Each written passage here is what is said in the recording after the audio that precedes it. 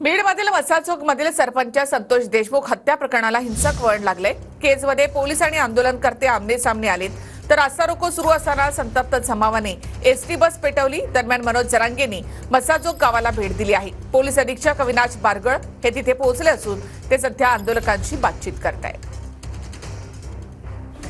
केजमध्ये सरपंचाची हत्या, गावकऱ्यांचं आंदोलन, बस पेटवली। मसाज चौक गावचे सरपंच संतोष देशमुख यांची अपहरण करून हत्या झाल्याचा आरोप।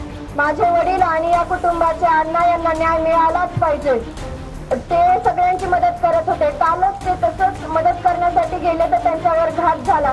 गावकऱ्यांना मी इतकंच सांगते, आपल्याला सगळं शांततेत घ्यायचंय, कोणीही दंगामस्ती करू नका, आपल्या अण्णाला न्याय मिळालाच पाहिजे।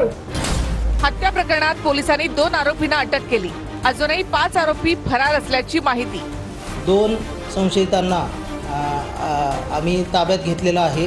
त्यांची जयराम चाटे आणि महेश केदार हे ते 2 आरोपी आहेत आणि इतर आरोपींच्या शोधासाठी पथके अजूनही रवाना केलेली आहेत।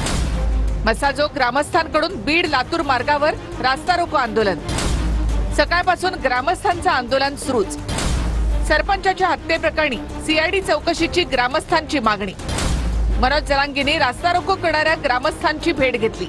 झालेली घटना ही चांगली नाहीये। हे बीड जिल्ह्याला कलंक लावण्याचं काम सुरू आहे। त्या आरोपींना अटक झाली पाहिजे। ही साधी मागणी जर या राज्यात पूर्ण होणार नसली, त्याची सीआयडी मार्फत चौकशी करा, त्यांना फाशीची शिक्षा झाली पाहिजे। संतप्त झालेल्या नागरिकांनी एसटी बस पेटवल्याची घटना